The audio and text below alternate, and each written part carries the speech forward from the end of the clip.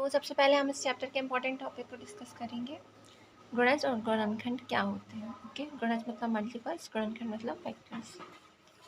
तो जैसे कि हमने यहाँ पे एग्जांपल लिया है 12 12। तो जो 12 के पहाड़े में आता है, जैसे कि 12 का 12 12 24 12 36 12 चौके 48, तो ये हो गया उसकी गुणज या फिर उसके मल्टीपल। वही उसके गुणनखंड क्या है, 1 2 3 4 6 और 12, जिनके पहाड़े में 12 आता है। एक के पहाड़े में 12 आता है, 2 छींग 12, 3 चौके 12। ओके, तो आई होप ये समझ में आया होगा गुणज क्या है और गुणनखंड क्या है। अब हम देखेंगे एक संपूर्ण संख्या या फिर एक परफेक्ट नंबर क्या होता है। वह संख्या जिसके सभी गुणनखंडों का योग उस संख्या से दोगुना हो। जैसे 6 के गुणनखंड है 1 2 3 और खुद 6, इनको जोड़ो तो 6 और 3 9 10 11 और 12, ये 6 का दोगुना है। ओके, तो ये हो गया एक परफेक्ट नंबर। नेक्स्ट चीज़ हम पढ़ने वाले हैं यहाँ पे भाज्य संख्या और अभाज्य संख्या। कई लोगों को इसमें बहुत ज़्यादा कन्फ्यूज़न होता है, बट ये कन्फ्यूज़ होने वाली चीज़ नहीं है। बस कुछ चीज़ें हैं जो याद रखना ज़रूरी है। भाज्य मतलब कंपोजिट नंबर, अभाज्य मतलब प्राइम नंबर। भाज्य संख्या ऐसी संख्या जो एक से विभाजित हो, स्वयं से विभाजित हो और एक अन्य संख्या से विभाजित हो। विभाजित हो मतलब भाग चला जाए उसमें। ओके, और अभाज्य संख्या जो एक से विभाजित हो, स्वयं से विभाजित हो, पर एक अन्य संख्या से विभाजित नहीं होनी चाहिए।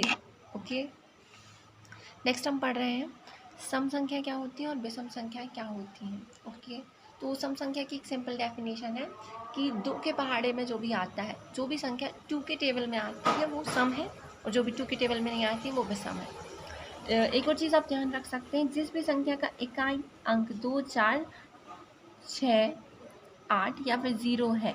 ओके, 2 4 6 8 0 है इकाई में, तो वो संख्या एक सम संख्या है, और जिनकी इकाई अंक 1 3 5 7 9 है तो वो एक विषम संख्या है। ओके, अभाज्य युग्म या फिर ट्विन प्राइम नंबर। ओके, अभाज्य युग्म मतलब ऐसी संख्याएं जो एक के बाद मतलब एक छोड़ के एक आती हैं और दोनों अभाज्य। जैसे 5 और 7, इनके बीच में सिर्फ 6 है और ये भी अभाज्य है, ये भी अभाज्य है। ओके, ये लोग कंटिन्यूस आ रहे हैं, सिर्फ एक अंक बीच में बच रहा है 6, और इन लोग कंटिन्यूस है, लगातार हैं। एक और जोड़ा यहाँ हमें देखने मिल जाता है, जैसे कि ये 17 और 19, 17 और 19, बीच में सिर्फ 18 आ रहा है, ये लगातार आ रही हैं और अभाज्य है। ओके, सेकेंड चीज़ इस चैप्टर में हमें पढ़नी है वो है विभाज्यता का नियम, रूल्स ऑफ डिविजिबिलिटी। ओके, तो 2 से विभाज्यता का नियम, संख्या यदि सम है तो वो 2 से विभाज्य होगी। और एक डेफिनेशन ये भी ले सकते हैं कि जिसका इकाई अंक 2 4 6 8 0 है तो वो संख्या 2 से विभाज्य होगी। 3 से विभाज्यता का नियम, जिस संख्या के अंकों का योग 3 से विभाज्य हो। जैसे कि अगर हमने ये संख्या ले ली तो इसके अंकों का योग 3 और 2 5 और 1 6, तो क्या 6 3 से विभाज्य है? क्या 3 का भाग पूरा पूरा 6 में चला जाता है? 3 दूनी 6, हाँ, तो ये पूरी संख्या 3 से विभाज्य होगी। ओके, 4 से विभाज्यता का नियम, अंतिम के 2 अंक 4 से विभाजित होने चाहिए तो पूरी संख्या 4 से विभाजित होगी। 5 से विभाज्यता का नियम, अंतिम मतलब इकाई अंक 0 या फिर 5 होना चाहिए। 6 से विभाज्यता का नियम, संख्या यदि 2 और 3 से पूरी तरह विभाज्य है तो वो संख्या 6 से विभाज्य होगी। 7 से विभाज्यता का नियम आपके सिलेबस में नहीं है, बट पढ़ लो। ओके, किसी संख्या की पुनरावृत्ति यदि 6 बार हुई हो, किसी अंक की पुनरावृत्ति, जैसे कि 1 2 3 4 5 6, हमने एक जो अंक है उसे हमने 6 बार उसकी पुनरावृत्ति की, उसे लगातार लिख दिया, तो ये संख्या 7 से विभाजित होगी। आप इसे चेक करके भी देख सकते हो। ओके, फिर है 8 से विभाज्यता का नियम। ओके, अंतिम के 3 अंक यदि 8 से विभाजित है तो पूरी संख्या 8 से विभाजित होगी। अंकों का योग, हाँ, 9 से विभाज्यता का नियम, अंकों का योग 9 से विभाजित होना चाहिए। 10 से विभाज्यता का नियम, यदि इकाई अंक 0 है तो पूरी संख्या 10 से विभाजित होगी। ओके, 11 से विभाज्यता का नियम, कई लोगों को इसमें कन्फ्यूज़न होता है, बट ये कन्फ्यूज़ होने वाली चीज़ नहीं है। एक चीज़ बस समझने की है कि सम एवं विषम पदों का योग, सम और विषम पद क्या होंगे, जैसे कि ये फर्स्ट नंबर पे है, ठीक है, ये सेकंड नंबर का अंक है और ये थर्ड नंबर का अंक है। ओके, तो ये जो फर्स्ट नंबर का और ये थर्ड नंबर का, ये दोनों विषम पद हैं, इनको आपस में जोड़ लेंगे। ओके, और ये जो सम पद है इनका क्या कर देंगे, अंतर कर देंगे, घटा देंगे। तो अंतर क्या होना चाहिए, या तो अंतर 0 आना चाहिए या फिर ऐसा आना चाहिए जो 11 से विभाजित हो। तो जो पूरी संख्या है वो 11 से विभाजित होगी। ओके, सर्वगुणनखंड या फिर कॉमन फैक्टर क्या कहलाता है। तो अभी हमने पढ़ा था कि गुणनखंड क्या कहलाते हैं। ओके, यहाँ पे एक बार और देख लेते हैं। जैसे कि हमने देखा था गुणनखंड जिनके पहाड़े में 12 आ रहा था, ओके, वो गुणनखंड है। तो सर्वगुणनखंड मतलब कि कोई भी अगर दो संख्या देती हैं और उनमें समान गुणनखंड बताने को बोला है। जैसे कि मान लो यहाँ पे अगर हम सिंपल एग्जांपल ले लें 4 और 6, तो इनमें जो समान गुणनखंड है वो क्या क्या हो जाएगा, एक हो जाएगा समान गुणनखंड, दूसरा 2। ओके, तो ये हो जाएगा सर्वगुणनखंड, समान गुणनखंड या फिर कॉमन फैक्टर। अब वही बात आती है सर्वगुणज या फिर कॉमन मल्टीपल क्या है। तो कॉमन मल्टीपल भी सेम ऐसे ही है। जैसे कि अगर हम ले लें 2 और 3, इन दोनों का जो कॉमन मल्टीपल सर्वगुणज है वो क्या हो जाएगा, 6। ऑब्वियसली 6 ले सकते हैं हम यहाँ पर, और 12 भी है एक तरह से, 30 भी है। ओके, दो का भाग भी चला जाएगा इसमें, 3 का भाग भी चला जाएगा। ओके, आप समझ रहे हो ना कि गुणज क्या है। 12 के पहाड़े में जो आ रहा था वो गुणज है, जो पहाड़े में आता है वो गुणज होता है। ओके, चलिए आगे बढ़ते हैं। अब हम यहाँ पे गुणज और गुणनखंड, मल्टीपल एंड फैक्टर बहुत अच्छे से समझ चुके हैं। अब हमें समझना है कि लघुत्तम समावर्तक और महत्तम समावर्तक, lowest common multiple and highest common factor क्या है और ये हमें क्या बताते हैं। कई लोग इन्हें पढ़ लेते हैं, सब आता है, बट पता नहीं है कि क्वेश्चन में अगर लघुत्तम समावर्तक लगाना है तो वो महत्तम समावर्तक निकाल रहे हैं, या फिर महत्तम समावर्तक निकालना है तो लघुत्तम समावर्तक निकाल रहे हैं। तो हम समझेंगे कि दोनों निकालते क्या है, दोनों का यूज़ क्या है। ओके, लघुत्तम समावर्तक मतलब छोटे से छोटा समान गुणज। ओके, छोटे से छोटा समान गुणज निकालते हैं। इसे निकालने की भी कुछ स्टेप्स हैं, अभी मैं आपको बता रही हूँ। और महत्तम समावर्तक क्या बताता है, बड़े से बड़ा समान गुणनखंड। ओके, अब देख लेते हैं हम लघुत्तम समावर्तक कैसे निकालेंगे। एक चीज़ इसमें याद रखने की है कि जब भी हम लघुत्तम समावर्तक निकाल रहे हैं तो हमें ऐसी संख्या से भाग देना चाहिए जो मतलब छोटे से छोटी हो। सबसे छोटी संख्या तो 1 है, लेकिन 1 से भाग देंगे तो वही संख्या रिपीट होने लगेगी। तो हम जनरली 2 से भाग देना स्टार्ट करते हैं या फिर 3 से भाग देना स्टार्ट करते हैं, मतलब हम छोटी संख्या से भाग देना स्टार्ट करते हैं। ओके, तो यहाँ 2 2 6 12, 2 7 14, अभी भी हम छोटी संख्या से ही भाग देना प्रेफर करेंगे। तो 2 3 6। अब यहाँ से 2 का भाग जाना बंद हो गया, अब हम यहाँ 3 से भाग देंगे, 3 एकम 3। अब यहाँ पे 3 से भाग नहीं जा रहा, 4 से नहीं जा रहा, 5 से भी नहीं, 6 से भी नहीं, 7 से जाएगा, तो 7 एकम 7। अब हम क्या करेंगे, जो भी यहाँ आया है उनका गुणा कर लेंगे। ओके, जब हम गुणा कर लेंगे तो हमें आंसर पता चल जाएगा। 2 दूनी 4, 4 एकम 4 8, 4 3 12, 12 एकम 12 24, 22 36, 22 44, 22 60, 22 72, 22 84। ओके, 84। अब हम देखेंगे महत्तम समावर्तक हम कैसे निकालते हैं। ओके, तो महत्तम समावर्तक भी हम सिंपल छोटी संख्या से लेना स्टार्ट करेंगे। तो 2 6 12, 2 3 6 और 3 एकम 3, 2 7 14, 7 एकम 7। यहाँ पे हमें देखना है कि दोनों में कॉमन क्या है। हम 12 को ऐसे लिख सकते हैं 2 × 2 × 3, और 14 को हम ऐसे लिख सकते हैं 2 × 7। तो यहाँ ये जोड़ी एक की बन रही है, 2 की बस बन रही है। ठीक है, तो यहाँ पे जो हमारा मासा है, जो HCF है, जो महत्तम समावर्तक है, वो आ जाएगा 2। ये हो गई पहली विधि जिससे हमने मासा निकाला। और दूसरी विधि है इसकी भाग विधि, जो भी हम यहाँ करके देख रहे हैं। ओके, 12 एकम 12 बचे 2। अब जो यहाँ पर था वो यहाँ पे अंदर आ जाएगा। ओके, 2 6 12 और ये पूरा कट गया। तो जो इस तरफ वाली संख्या होती है ये संख्या क्या कहलाती है, HCF कहलाती है या फिर मासा कहलाती है। कैसे किया हमने 12 से इसे भाग दिया, नीचे जो शेषफल बचा, तो यहाँ पे जो जिससे हम गुणा भाग दे रहे थे तो भाग देने वाला अंदर आ जाएगा। 2 से इसको भाग देंगे, नीचे पूरा कट गया है, कटने मतलब पूरी तरह कट गया है ये। अब जो ये था ये क्या कहलाएगा, ये कहलाएगा मासा। ओके, चलिए देख लेते हैं। एक इसमें एक यहाँ पे सूत्र भी है जो कि यूज़ हुआ है। हम सेम वही एग्जाम्पल लेंगे जो अभी हमने पहले लिया था। एक हम यहाँ पे संख्या ले रहे थे 12। ओके, और दूसरी संख्या हमने ली थी 14।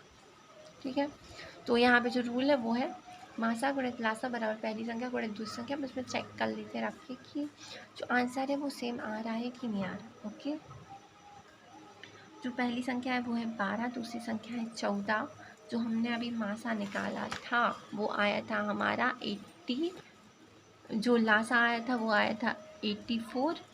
ठीक है, और जो मासा आया था वो आया था 2। चलिए हम इसका मल्टीप्लिकेशन कर लेते हैं। तो जो हमारा सॉल्व करने पे जो आंसर आ रहा है वो सेम आ रहा है। ओके, तो ये सूत्र आपको याद रखना ज़रूरी है। अगर इनमें कोई भी 3 संख्याएं दी होंगी, जैसे ये मासा दिया है, लासा दिया और पहली संख्या दी है, दूसरी संख्या नहीं दी है, तो आप इसको x मान सकते हैं। उसके बाद आपको पक्षांतर कर देना है, ट्रांसपोजिंग। ठीक है, अगर किसी को ट्रांसपोजिंग करना नहीं आती है तो देख लीजिए क्या करना है। इसमें 2 साइड होती है, एक राइट हैंड साइड, एक लेफ्ट हैंड साइड, एक दाएं तरफ, एक बाएं तरफ। जब हमें कोई चीज़ पता नहीं होती है तो हम क्या करते हैं, उसे मतलब साइन चेंज कर देते हैं। जैसे हम यहाँ पे एक एग्जांपल ले ले रहे हैं, इसी में मान लो ये हमें पता था और ये 14 नहीं है पता, तो हमने x ले लिया। अब हमें इस x का मान निकालना है, तो इस x को जो कहते हैं रखेंगे, ये 12 काय में है, गुणा में है, तो साइन है वो पलट जाता है। जब ये 12 गुणा में है तो यहाँ पे क्या आ जाएगा, भाग में आ जाएगा, यहाँ से हट जाएगा। अब हम इसे सॉल्व कर लेंगे, 2 एकम 2, 2 6 12। जब हम इसे काटेंगे तो हमें मिल जाएगा 14। तो x का मान हमें कितना मिल गया, 14। ओके, आई होप ये समझ में आ रहा होगा। पक्षांतर में जब हम दाएं तरफ से बाएं तरफ जाते हैं तो निशान पलट जाता है। यदि धन है तो ऋण हो जाएगा, ऋण है तो धन हो जाएगा, गुणा है तो भाग हो जाएगा, और यदि भाग है तो गुणा हो जाएगा। ओके, आई होप आपको समझ में आ रहा होगा। अब हम इसके चैप्टर का एकदम क्विक रिवीजन देखेंगे जिसमें जल्दी से हमारा चैप्टर हो जाए। ओके, मैं यहाँ पे कॉपी यूज़ नहीं कर रही हूँ समझाने के लिए, क्योंकि फिर वीडियो बड़ा हो जाता है बहुत ज़्यादा, तो हम डायरेक्टली गाइड से ही समझेंगे। सबसे पहले हम सीखेंगे यहाँ पे कि निम्नलिखित संख्याओं के सभी गुणनफल लिखिए। ओके, गुणनफल अभी हमने सीखे थे क्या, जिनके पहाड़े में वो संख्या आए। ठीक है, तो 24, एक 24 खुद के पहाड़े में आता है, 12 के पहाड़े में आता है, 8 के पहाड़े में आता है, 6 के पहाड़े में आता है। ठीक है, तो हम इसके डायरेक्टली गुणनफल लिख सकते हैं, 1 2 3 4 6 8 12 और 24, इन सब के पहाड़े में 24 आता है। सेम यहाँ 15 के गुणनफल लिख सकते हैं। ओके, 21 के, 27 के, 12 के, 20 के, 18 के। ओके, आई होप आपको आइडिया लग गया होगा कि हम गुणनखंड कैसे निकालते हैं। ओके, फैक्टर्स हम कैसे निकालते हैं। ये हमने निकाल लिए 23 के गुणनखंड। ओके, 23 के गुणनखंड क्या हो जाएंगे, 1 और 23, 23 के पास ऐसी कोई संख्या है ही नहीं जिसके पहाड़े में 23 आता हो, तो इसके गुणनखंड सिर्फ 2 हो जाएंगे। ओके, 36 के ये गुणनखंड हो जाएंगे।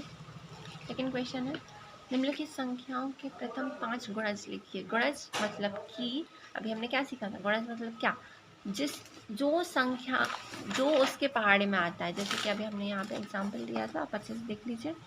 जो 12 के पहाड़े में आ रहा था वो उसका गुणज था, और जिसके पहाड़े में 12 आ रहा था वो उसका गुणनखंड था। कॉन्सेप्ट क्लियर होना बहुत ज़रूरी है। ओके, तो हम निकाल लेंगे गुणा करके, 5 में 5 5 10 5 15, सेम ऐसा 8 का, सेम ऐसा 9 का। ओके, यहाँ थर्ड क्वेश्चन है, मैच करनी है, जोड़ी मिलानी है। यहाँ पे हम देख सकते हैं जो 35 है, ठीक है, 35 का गुणज है, 7 का गुणज है। जो 15 है वो जो 15 है, ठीक है, वो का गुणज है, 30 का गुणनखंड है। गुणज और गुणनखंड यदि हमें क्लियर है तो हम ये पूरा क्वेश्चन कर लेंगे बहुत आसान है। जो 9th क्वेश्चन है, सभी गुणज ज्ञात कीजिए जो 100 से कम हो। 9 के सभी गुणज जो 100 से कम हो, 9 की पहाड़ा लिख दो पूरा। ठीक है, 100 से कम है तो 99 आ जाएगा। ठीक है, ये हमारी एक्सरसाइज यहीं कंप्लीट हो गई। सेकेंड एक्सरसाइज हम देखते हैं। बताइए कि किन्हीं दो संख्याओं का योग सम होता है या विषम होता है यदि वे दोनों संख्याएं विषम हो। यदि दो विषम संख्याओं का हम योगफल करते हैं तो हमें सम ही प्राप्त होता है। आप इसे सॉल्व करके भी देख सकते हैं। एग्जाम्पल के लिए हम यहाँ पर लिख लेते हैं दो विषम संख्या, जैसे कि 1 और 3, जब हम इन्हें जोड़ते हैं तो हमें आंसर 4 मिल जाता है। जब हमने दो विषम संख्याओं को जोड़ा तो आंसर एक सम संख्या मिली, और अगर हम दो सम संख्याओं को जोड़ेंगे तो भी आंसर एक सम संख्या ही मिलती है। बताइए कि निम्नलिखित में से कौन सा कथन सत्य है और कौन सा कथन असत्य है। 3 विषम संख्याओं का योगफल सम होता है। आप इसे डायरेक्टली सॉल्व कर सकते हैं। क्या इनका योगफल सम आएगा? नहीं, इनका योगफल सम नहीं आएगा, वो आएगा विषम। दो विषम संख्याओं और एक सम संख्याओं का योगफल, दो विषम संख्या और एक सम संख्या का योगफल क्या सम आता है? तो हाँ, सम आता है। ठीक है।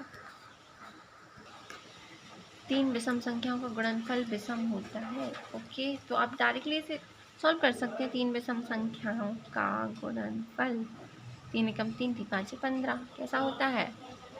विषम होता है। ज़रूरी वैसे नहीं है, एक बार एक और अपन करके देख लेते हैं। ओके, वैसे ज़रूर, एक मिनट, एक और एग्जाम्पल लेकर अपन यहाँ ट्राई कर ले रहे हैं। ओके, जैसे कि यहाँ पे हमने ले लिया 7, 1 और 3, 3 एकम 3, 3 7 21, हाँ विषम ही आ रहा है। ओके, तो ये हो जाएगा राइट।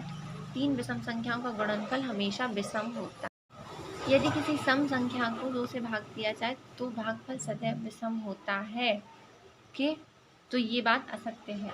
जब हम किसी भी संख्या को 2 से भाग देते हैं तो भागफल सम भी हो सकता है। जैसे कि हम यहाँ पे 8 ले लेते हैं, तो 2 से जब 8 को भाग देंगे तो भागफल क्या हो जाएगा? 4 हो जाएगा। ओके, जो कि एक सम संख्या है।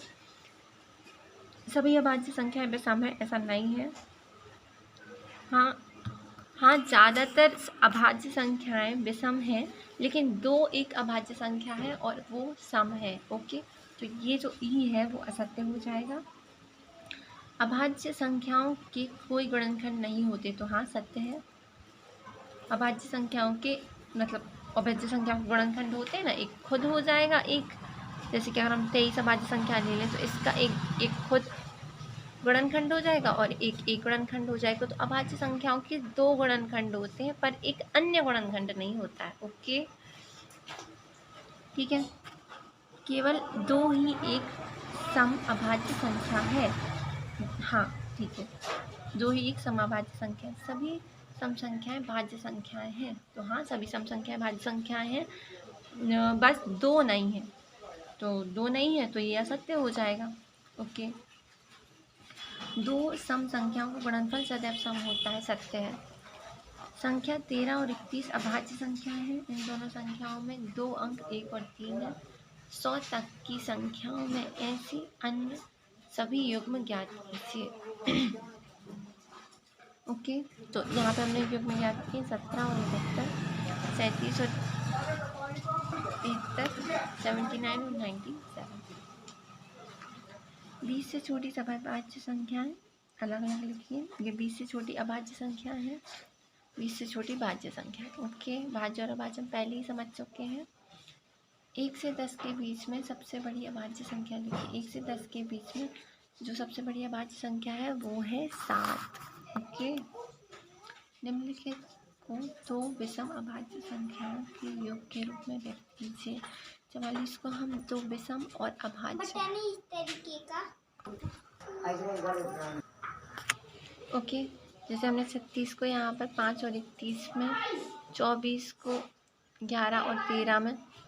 ओके, ठीक है, तो ये हमने अभाज्य 2 विषम अभाज्य संख्याओं के रूप में ऐसे बांट दिया है। ठीक है, अभाज्य संख्याओं के ऐसे 3 योग में लिखिए जिनके अंतर 2 हो, जैसे कि 3 और 5, 5 और 7, 11 और 13। निम्नलिखित में से कौन सी संख्या अभाज्य संख्या है? अभाज्य संख्या हमने पहले पढ़ लिया है कि अभाज्य संख्या क्या है। ओके, भाज्य संख्या जिनका भाग 1 से स्वयं से और एक अन्य संख्या से चला जाए। अभाज्य संख्या जिनका भाग 1 से स्वयं से और एक अन्य संख्या से ना जाए।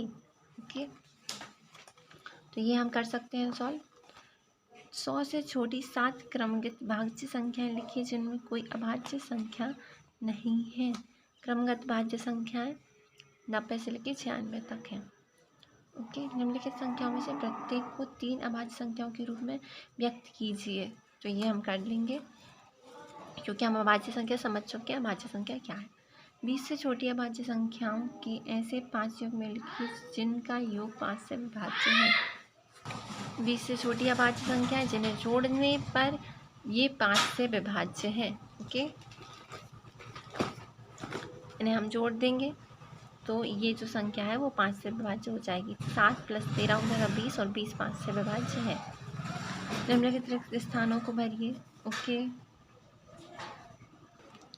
निम्नलिखित रिक्त स्थानों को भरिए। वह संख्या जिसके केवल 2 गुणनखंड हों, जिसके केवल 2 गुणनखंड होते एक अभाज्य संख्या कहलाती है। वह संख्या जिसके 2 से अधिक गुणनखंड हों वह कहलाती है एक भाज्य संख्या। एक ना तो एक अभाज्य संख्या है और ना ही एक भाज्य संख्या है। सबसे छोटी अभाज्य संख्या 2 है, सबसे छोटी भाज्य संख्या 4 है और सबसे छोटी सम संख्या 2 है। ओके, अब हम करेंगे प्रश्नावली 3.3। इसमें एक टेबल यहाँ पे दी है फर्स्ट क्वेश्चन में और इसमें बताना है कि विभाज्यता के नियम बताना है। ओके, हम पहले पढ़ चुके हैं विभाज्यता के पूरे नियम। 2 से विभाज्यता का नियम, 3 से, 4 से, 5 से। ओके, आई होप अच्छे से आपको समझ में आया होगा। ठीक है, तो चलिए अब हम देख लेते हैं कि कौन सा किस में भाग जा रहा है। ठीक है, ये हम कर लेंगे। सेकंड इसमें बोला है कि 4 से विभाज्यता के नियम और 8 से विभाज्यता का नियम हम पहले पढ़ चुके हैं। 4 से विभाज्यता के नियम, अंतिम के 2 अंक 4 से विभाजित होने चाहिए। 8 से विभाज्यता के नियम, अंतिम के 3 अंक 8 से विभाजित होने चाहिए। ऐसे करके हम इस पूरे क्वेश्चन में जितने भी दिए हैं हम उन सबको सॉल्व कर लेंगे। ओके, ये हम सॉल्व कर लेंगे 8 से विभाज्यता के नियम से कि 8 से विभाज्य है कि नहीं। सेम ये क्वेश्चन जो है वो 6 से विभाज्यता का नियम, जो संख्या 2 और 3 से पूरी तरह विभाज्य होती है वो 6 से विभाज्य होगी। इस नियम से हम ये सारे क्वेश्चन सॉल्व कर लेंगे। ओके, हम इसलिए हमने पहले आपको पूरे टॉपिक बता दिए थे कि कौन कौन से इम्पॉर्टेंट हैं, आप उन्हें देख सकते हैं और अच्छे से सॉल्व कर सकते हैं। ठीक है, थोड़ी मेहनत तो खुद को करनी पड़ेगी क्योंकि मैथ बिना मेहनत के समझ में नहीं आती है। ओके, विभाज्यता की जांच के नियम द्वारा ज्ञात कीजिए कि निम्नलिखित में से कौन सी संख्या 11 से विभाजित है।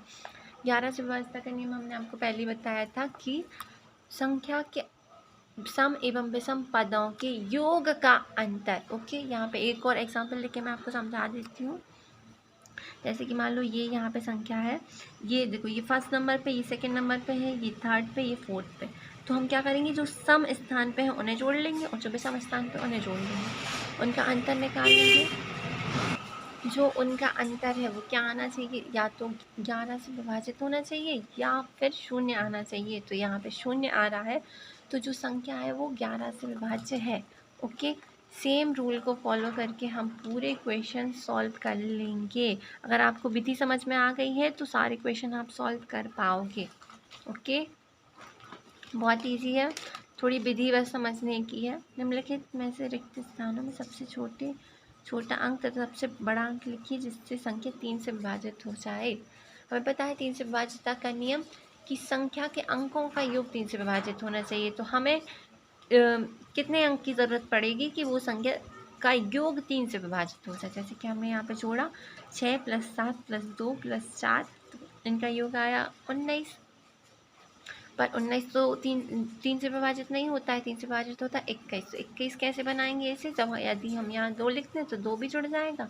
तो 19 + 2 कितने हो जाएंगे 21, और 21 3 से विभाजित है। सेम रूल फॉलो करके हम पूरे क्वेश्चंस कर लेंगे इसके। क्वेश्चन नंबर 6 में निम्नलिखित में रिक्त स्थानों में ऐसा अंक लिखिए ताकि संख्या 11 से विभाजित हो जाए। ओके, तो इसमें अभी हमें क्या करना है, विषम पदों और सम पदों का योग। ओके, उनका कर लेंगे योग और दोनों का अंतर निकालेंगे। जो अंतर है वो कैसा होना चाहिए, 11 से विभाजित होना चाहिए। ये क्वेश्चन हम करके देखेंगे क्योंकि इसमें थोड़ा सा कन्फ्यूज़न हो रहा है आपको, तो ये क्वेश्चन हम करके देख रहे हैं। ओके, यहाँ पे हमें एक संख्या नहीं पता थी, उसकी जगह हमने यहाँ पे x ले लिया है। ये पहले स्थान पर है, दूसरे, तीसरे, चौथे, 5वें और 6वें। ठीक है, जो सम स्थान पे है उन्हें जोड़ लेना है, जो विषम स्थान पे है उन्हें जोड़ लेना है। ठीक है, सम स्थान पर, विषम स्थान पर एक ये और ये है, तो हमने जोड़ लेंगे 9 + 3 + 2। और जो सम स्थान पे है, कौन कौन है सम स्थान पर, ये वाला, ये और ये। ठीक है, 8 + x और +9। जब हम इन्हें जोड़ेंगे, ठीक है, तो हमें आंसर मिल जाएगा, जो हमें इसका आंसर इसे जोड़ने पे 14 मिल जाएगा और इसे जोड़ने पे मिल जाएगा 17 + x। और हमें क्या पता है, सम और विषम पदों का जो अंतर है वो कितना होना चाहिए, या तो 0 होना चाहिए या 11 से विभाजित होना चाहिए। तो यहाँ देख लो, जो विषम संख्या है वो 14 और जो सम संख्या है उसमें 17 और प्लस कुछ है, मतलब बड़ी संख्या क्या आएगी, सम संख्या का योग बड़ा है तो 17 प्लस एक्स में से हम घटा देंगे। क्या घटा देंगे? 17 प्लस एक्स में से 14 को घटा देंगे। ओके, ठीक है। तो अब जब हम 17 में से 14 को घटाएंगे तो ये मिल जाएगा कितना? 3, और यहाँ पे अभी एक्स भी बचा है तो 3 प्लस एक्स। तो अब 0 तो यहाँ मिलने की कोई संभावना नहीं है, बट हमें 11 हमें मिल सकता है। कैसे मिल सकता है 11? यहाँ पे हम क्या रखते हैं एक्स की जगह कि हमें 11 मिल जाए। तो यहाँ पे यदि हम 8 रख देते हैं तो हमें क्या मिल जाएगा? 11 मिल जाएगा। तो इस x का मान कितना निकल आया? इस x का मान निकल आया 8। आई होप आपको समझ में आ रहा होगा। ठीक है, सेम विधि से हम ये वाला क्वेश्चन कर लेंगे, सेम मेथड से। ओके, ये क्वेश्चन सेम मेथड से कर लेंगे। निम्नलिखित में से सर्वगुणनखंड मतलब समान गुणनखंड हमें छांटने हैं। ठीक है, समान गुणनखंड मैंने आपको पहले बताया था, जैसे कि यहाँ पे 20 और 28, इनके ऐसे गुणनखंड जिनकी दुनिया में 20 भी आता हो और जिनकी दुनिया में 28 भी आता हो।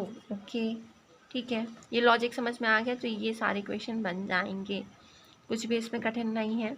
वो ये सर्वगुणनखंड था। ओके, इसमें भी सर्वगुणनखंड ही ज्ञात करना है। सेम क्वेश्चन है, निम्न के प्रथम 3 सर्वगुणज ज्ञात कीजिए। सर्वगुणज कैसे निकालेंगे हम? सर्वगुणज निकालने के लिए हमें क्या करना है कि उस संख्या का लासा लेना है और लासा का डायरेक्टली गुणा करते हैं। जैसे कि इन्हें इतना बड़ा किया, इतना बड़ा करने की ज़रूरत नहीं है। 6 और 8 का लासा लो, लासा आएगा 24, और जो 24 है उसका दुनिया हम 3 बार पढ़ देंगे। 24 एकम 24, 24 दुनिया 48, 24 या 72। सेम यहाँ पे 12 और 18 का हम लासा लेंगे, जो लासा आएगा वो आ जाएगा 36, और 36 का दुनिया 3 बार पढ़ देना है। ओके, इतना बड़ा करने की ज़रूरत नहीं पड़ेगी अगर आप ये स्टेप्स फॉलो करेंगे तो। 100 से छोटी ऐसी संख्याएं लिखिए जो 3 और 4 के सर्वगुणज हैं। ठीक है, तो ये हम इसमें से छांट लेंगे। निम्नलिखित में से कौन सी संख्या सहअभाज्य संख्या है? सहअभाज्य संख्या मतलब कि क्या? सहअभाज्य संख्या मतलब ऐसी संख्या जो जिनका आपस में कोई समान गुणनखंड ना हो। ठीक है, जैसे अगर हम ऐसे लिख देते हैं, यहाँ पे 18 और 35 है, अगर हम नीचे ऐसे लिख दे तो ये कट नहीं रही हैं, यहाँ 35 है। ओके, ये कट नहीं रही हैं तो ये क्या हो जाएंगी? जो संख्या इसमें कटती नहीं है वो हो जाती हैं सहअभाज्य संख्याएं। ठीक है, और अगर हम लिख लें 6 और 4 तो ये 2 से कट जाएंगे, 2 दूनी 4, 2 3 6, तो ये सहअभाज्य नहीं थी। 6 और 4 सहअभाज्य नहीं थे, और जबकि ये कट नहीं रहे हैं तो ये सहअभाज्य है। ओके, सेम रूल फॉलो करके ये पूरे हम सॉल्व कर लेंगे। ठीक है, वैसे कॉपी में करती, बट कॉपी में इतना सारा लिखने में बहुत ज़्यादा टाइम वेस्ट हो जाता है और वीडियो भी बड़ा हो जाता है, और वन शॉट कवर भी नहीं हो पाता पूरा चैप्टर एक वीडियो में, इसलिए मैं गाइड से सॉल्व करवा रही हूँ। अगर आप चाहते हो कि मैं एक एक क्वेश्चन सॉल्व कराऊँ तो प्लीज़ कमेंट कर देना। एक संख्या 15 और 12 दोनों से विभाज्य है, किसी अन्य संख्या से यह संख्या सदैव विभाजित होगी। ओके, यदि कोई संख्या 5 और 12 से विभाजित है तो ये इन दोनों के गुणज से मतलब 12 पंचे 60, 60 से भी विभाजित होगी। ओके, एक संख्या 12 से विभाज्य है और कौन सी संख्या है जो यह संख्या विभाजित होगी? देखो, अगर कोई संख्या 12 से विभाजित है तो उसके गुणनखंडों से भी वो विभाजित होगी। ओके, मान लो यदि 24 है, 24 12 से विभाज्य है, मतलब 12 के गुणनखंड 1 2 3 4 6 12, 24 इनसे भी विभाजित होगी, इतनी पूरी संख्याओं से। ओके, ठीक है, निम्नलिखित में से कौन सा कथन सत्य है? यदि कोई संख्या 3 से विभाज्य है तो वह 9 से विभाजित होगी। तो देखो, कोई संख्या यदि 3 से विभाजित है तो वो 9 से विभाजित होगी, ऐसा ज़रूरी नहीं है, क्योंकि 6 3 से तो विभाजित है पर 9 से विभाजित नहीं है। यदि कोई संख्या 9 से विभाजित है तो वो 3 से अवश्य विभाज्य होगी। हाँ, क्योंकि जो 9 है वो स्वयं 3 से विभाजित है, जैसे 9 एकम 9, 9 दूनी 18, तो 18 भी 3 से विभाजित है। 9 3 27, तो 27 भी 3 से विभाजित है, तो ये सेकंड सत्य हो जाएगा। एक संख्या 18 से विभाजित होती है यदि वह संख्या 3 और 6 दोनों से विभाज्य होगी। तो ऐसा कोई ज़रूरी नहीं है और ऐसा रूल हमने पढ़ा भी नहीं है। ओके, यदि ये असत्य है सी, यदि एक संख्या 9 और 10 दोनों से विभाज्य है तो वह संख्या 90 से विभाज्य होगी। तो हाँ, वह संख्या इन दोनों के गुणनफल से भी विभाज्य होगी। 9 धाम 90। ओके, तो ये डी सत्य है। यदि दो संख्या सह अभाज्य हों तो इनमें से कम एक अवश्य ही अभाज्य संख्या होगी। ऐसा कोई ज़रूरी नहीं है कि दो संख्या यदि सह अभाज्य संख्या हमने समझा था ऐसी दो संख्या जो आपस में कट नहीं रही हैं, तो ऐसा ज़रूरी नहीं है कि दोनों अभाज्य हैं। कहाँ है अभाज्य? 18 भी अभाज्य नहीं है और 35 भी अभाज्य नहीं है। ओके, ऐसा कुछ भी ज़रूरी नहीं है। F 4 से विभाज्य सभी संख्या 8 से अवश्य विभाज्य होंगी। ऐसा कुछ ज़रूरी नहीं है जो 4 से विभाज्य वो 8 से विभाज्य होंगी, क्योंकि 12 है, 12 8 से विभाज्य नहीं है। ओके, 8 से विभाज्य सभी संख्या 4 से विभाजित होंगी। हाँ, यदि कोई संख्या दो संख्याओं को अलग अलग पूरा विभाजित करती है तो वह संख्या उनके योग को भी पूरा पूरा विभाजित करेगी। यदि कोई संख्या दो संख्याओं को अलग अलग पूरा पूरा विभाजित करती है, जैसे कि मान लो अगर एक संख्या 2 है, वो दो अलग अलग संख्या मान लो 4 और ले लो 8, इन दोनों को अलग अलग विभाजित करती है। ठीक है, ये कर दिए इसने विभाजित, तो ये इन दोनों के योग को भी विभाजित करेगी। 4 + 8 कितना हो जाएगा? 4 और 8 हो जाएगा 12। तो क्या 2 12 को भी विभाजित कर पाएगी? हाँ। ओके, फिर अब हम देखते हैं सेकंड क्वेश्चन यहाँ पे दिया है। 60 के लिए दो भिन्न गुणनखंड वृक्ष दिए हैं, इनमें अज्ञात संख्या है, उन्हें ज्ञात कीजिए। ठीक है, तो ये हमने ज्ञात की है। एक अभाज्य संख्या के अभाज्य गुणनखंड में किन गुणनखंडों को सम्मिलित नहीं किया जाता? एक और स्वयं को भाज्य संख्या के अभाज्य गुणनखंडों में सम्मिलित नहीं किया जाता। 4 अंकों की सबसे बड़ी संख्या लिखिए जो अभाज्य गुणनखंडों के रूप में व्यक्त की जा सकती है। 4 अंकों की सबसे बड़ी संख्या है ये, और इससे कितने अभाज्य गुणनखंड, इसे हमें इसका लासा लेना पड़ेगा। ओके, क्योंकि हमने लासा लिया तो ये हमें पता चल गया। लघुत्तम समावर्तक LCM। ठीक है, फिफ्थ क्वेश्चन, 5 अंकों की सबसे छोटी संख्या लिखिए और उसके अभाज्य गुणनखंडों के रूप में व्यक्त कीजिए। जब भी ये क्वेश्चन आता है कि अभाज्य गुणनखंडों के रूप में व्यक्त कीजिए तो आप उसका लघुत्तम समावर्तक ले सकते हैं, LCM निकाल सकते हैं। निकालना कैसे है? सबसे पहले छोटी संख्या से भाग देना है। ओके, उसके बाद धीरे धीरे बड़ी संख्या की तरफ बढ़ते जाना है। इस संख्या के अभाज्य गुणनखंड निकाल लेते हैं, हमने सेम लासा भी थी यहाँ पे अप्लाई की।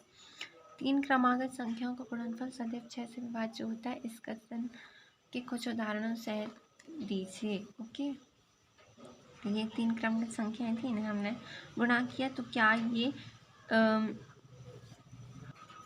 ये 6 से विभाज्य होगी? तो हम इसे चेक कर लेते हैं। हमें क्या करना है? 3 संख्याओं को गुणा करना है। ठीक है, फिर चेक करना है कि वो संख्या क्या 2 या 3 से पूरी तरह विभाजित है। यदि वो संख्या 2 और 3 से पूरी तरह विभाजित है तो पूरी संख्या 6 से विभाजित होगी। ओके, इन्हें यहाँ बहुत बड़ा करके रखा है। अब डायरेक्टली गुणा करो और 2 और 3 से विभाजित है, ये चेक कर लो। 2 क्रमागत विषम संख्याओं का योग 4 से विभाजित होता है, कुछ उदाहरण देकर इस कथन का स्थापन कीजिए। 2 क्रमागत विषम संख्याओं का योग, 2 क्रमागत विषम संख्याओं का योग 4 से विभाजित होता है। ये हमने यहाँ पे चेक किया, 4 से भाग दे के देखा, अंतिम के 2 अंक यदि 4 से विभाजित होते हैं तो पूरी संख्या 4 से विभाजित होती है। ओके, निम्न में से किन व्यंजकों में अभाज्य गुणनखंड किए गए हैं? जैसे 24 है। ठीक है, तो यहाँ पे क्या 4 और 9 के अभाज्य गुणनखंड नहीं है।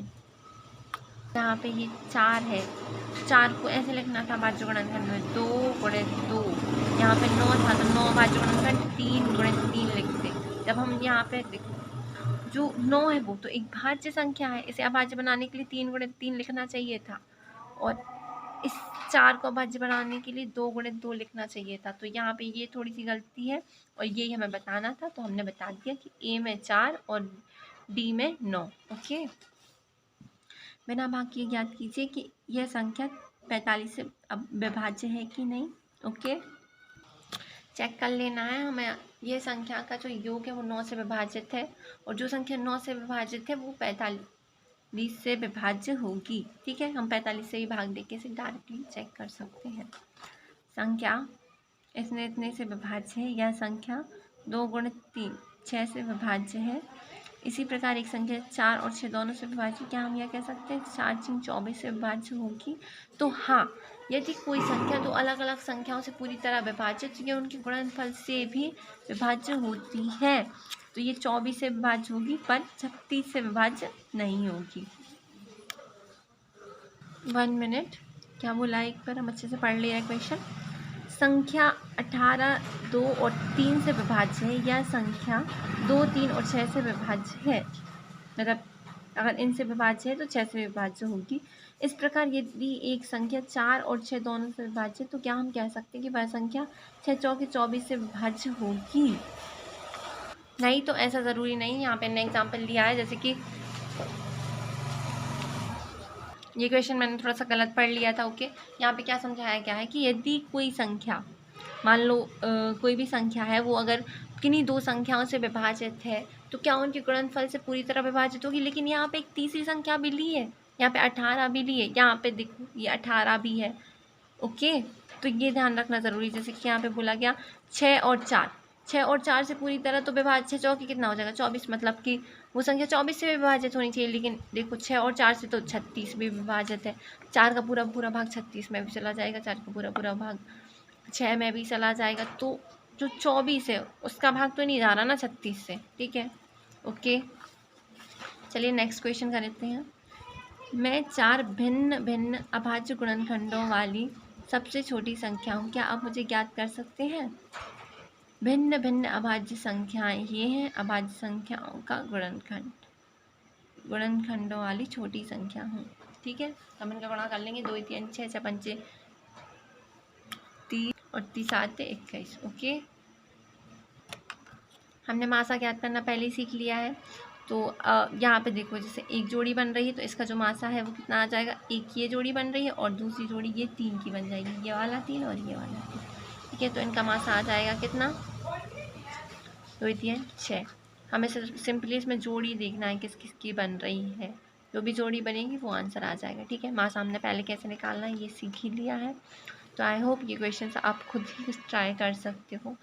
निम्न का मासा क्या है? 2 क्रमांकित संख्याओं का मासा क्या है? ये बात हमेशा याद रखना कि 2 क्रमांकित संख्याओं का जो मासा है वो हमेशा 1 होता है। 2 क्रमांकित सम संख्याओं का मासा हमेशा 2 होता है और 2 क्रमांकित विषम संख्याओं का मासा हमेशा 1 होता है। आप इसे चाहो तो ट्राई भी कर सकते हो।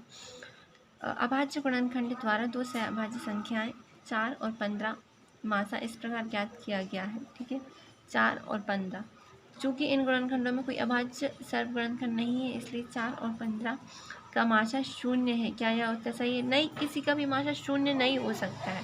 मासा 1 होता है। जब अगर कोई मासा नहीं हो, मतलब सेम जोड़ी नहीं बनती है तो उसका मासा हम बोल देते हैं कि 1 उसका मासा है। ओके, प्रश्नावली 3.7 रेणु। ओके, रेणु ने 75 किलोग्राम और 69 किलोग्राम भारों वाली 2 बोरियां ली। ऐसा बर्तन उसे चाहिए है जो दोनों बोरियों के भार को आसानी से नाप पाए। तो हमने क्या सीखा था, लघुत्तम समावर्तक हमें क्या बताता है और महत्तम समावर्तक हमें क्या बताता है। ओके, तो जो महत्तम समावर्तक है वो हमें क्या बता रहा था कि महत्तम समावर्तक हमें बड़े से बड़ा समान गुणनखंड बता रहा था। ओके, तो ये हम बड़े से बड़ा समान गुणनखंड निकाल लेंगे। अधिकतम भार 3 किलोग्राम का वो बर्तन ले सकती है। ठीक है, ओके, सेम कॉन्सेप्ट हम यहाँ पे यूज़ करेंगे। क्या निकालेंगे इसमें हम निकालेंगे छोटे से छोटा समान गुणज। ओके, छोटे से छोटा समान गुणज निकालने के लिए हम क्या करेंगे, इनका लासा निकाल लेंगे। सेम कॉन्सेप्ट यहाँ पे अप्लाई करेंगे। इसमें क्या निकालना है कि ऐसा टेप लाना है जो तीनों को बराबरी से नाप पाए। तो इसमें हम बड़े से बड़ा समान गुणनखंड, ओके, विभाजित 3 संख्याओं की सबसे छोटी संख्या ज्ञात कीजिए। तो इसमें भी हम क्या निकालेंगे, इसका लासा।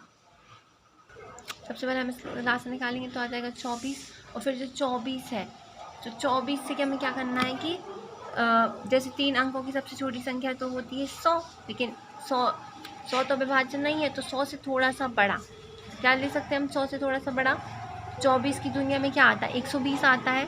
ठीक है, तो क्या करना है, हमें सिंपल इसका लासा निकालना है। लासा में आया 24 की दुनिया तब तक पढ़नी है जब तक कि हमें 3 अंकों की छोटी छोटी संख्या नहीं मिल जाती। ओके, सिंपल 24 दिन हमने 5 बार पढ़ी, हमें 120 मिल गया आंसर। क्वेश्चन नंबर 5, 8, 10 और 12 से विभाजित 3 अंकों की सबसे बड़ी संख्या लिखिए। तो क्या करना है, हमें सबसे बड़ी संख्या लिखनी है। ठीक है, सबसे बड़ी संख्या हम कब निकालते हैं, हम लासा में निकालते हैं। तो सिंपली हमें यहाँ लासा कर देना है। लेकिन लासा में निकालते हैं तो हैं, लेकिन सबसे ही बड़ी चाहिए, वो भी 3 अंकों की। तो हम क्या करेंगे, सबसे बड़ी 3 अंकों की संख्या 999 होती है, तो हम इसमें 120 का भाग दे देंगे। तो हमें क्या मिल जाएगा, हमें मिल जाएगा 960। 120 अट्ठे 960, तो 960 हमारा क्या हो जाएगा, आंसर हो जाएगा। ओके, 3 विषम चौराहों की ट्रैफिक लाइट इतने सेकंड पर चलती है। जब ऐसी कोई ट्रैफिक लाइट का आंसर आ रहा है तो आपको डायरेक्टली इसमें लासा कर देना है, क्योंकि हमें एक बड़े से बड़ा समान गुणज यहाँ पर चाहिए होता है। हमेशा ध्यान रखना, इस तरह का अगर क्वेश्चन आता है तो आपको लासा लेके इसका हल निकालना है। ठीक है, तो इस क्वेश्चन का आंसर लासा लेके निकाल लिया है, आप इसे अच्छे से देख सकते हो। 3 टैंकरों में क्रमशः इतना लीटर है। बर्तन की अधिकतम धारिता हमें क्या चाहिए है, बड़े से बड़ा समान गुणनखंड चाहिए है। तो क्या निकालेंगे, हम मासा निकालेंगे। ओके, इसमें क्या करना है कि वह छोटी संख्या याद कीजिए जो इतने से भाग देने में प्रत्येक दिशा में 5 शेष बच जाए। क्या करेंगे, हम उसमें लासा निकालेंगे और लासा निकाल के उसमें 5 जोड़ देंगे। तो जब हम 6 का भाग देंगे इसमें, तो हम चेक करेंगे कि 6 का भाग जब हम इसमें देंगे तो शेषफल कितना बचेगा, 5 बचेगा। तो 15 का भाग हम इसमें देंगे तो शेषफल 5 बचेगा। 18 का भाग इसमें देंगे तो शेषफल 5 बचेगा। हाँ, कॉपी पेन लेके ज़रूर सॉल्व करते रहना। ओके, क्योंकि अगर कॉपी पेन नहीं लोगे तो बाद में भूल जाओगे। 4 अंकों की सबसे छोटी संख्या ज्ञात कीजिए जो इतने से विभाज्य है। क्या करना है, हमें 4 अंकों की सबसे छोटी संख्या ज्ञात करनी है। सबसे पहले हम इसका लासा निकालेंगे। 4 अंकों की सबसे छोटी संख्या 1000 होती है, तो 1000 को इससे भाग दे देंगे, फिर इसका गुणा 3 में कर देंगे, तो हमें ये आंसर मिल जाएगा। ओके, निम्नलिखित संख्याओं का लासा ज्ञात कीजिए जिनमें एक संख्या सदैव 3 का गुणज है। ठीक है, तो हमें इसका ये लासा ले लेंगे यहाँ पे। ठीक है, ओके, ये हम लासा करके इसका पता कर लेंगे। ठीक है, बस हमारा चैप्टर ख़त्म होने ही वाला है, थोड़ा सा बस बचा है, बहुत ज़्यादा बड़ा वीडियो हो गया। ठीक है, हम इसे सॉल्व कर लेंगे। प्रत्येक संख्याओं का लासा ज्ञात कीजिए जिनमें एक संख्या दूसरी संख्या का गुणनखंड है। ठीक है, तो ये हम इनका लासा निकाल लेंगे। तो आई होप आपको ये वीडियो समझ में आया होगा। मैंने जो इम्पोर्टेंट पॉइंट्स जो आपको पहले ही बता दिए थे। ठीक है, ये वीडियो ज़्यादा लंबा ना हो, क्योंकि वन शॉट वीडियो बहुत ज़्यादा लंबा हो जाता है, इसलिए मैंने कॉपी में नहीं समझाया, डायरेक्टली गाइड में समझाया। सो आई होप ये वीडियो आपको समझ में आया होगा। Thank you so much for watching my video. Thank you, और लाइक सब्सक्राइब शेयर करना मत भूलना। एंड अगर आप चाहते हो कि मैं इसका कॉपी पेन लेके एकदम अच्छे से बढ़िया सा वीडियो बनाऊँ, तो आप कमेंट कर सकते हो। Thank you so much.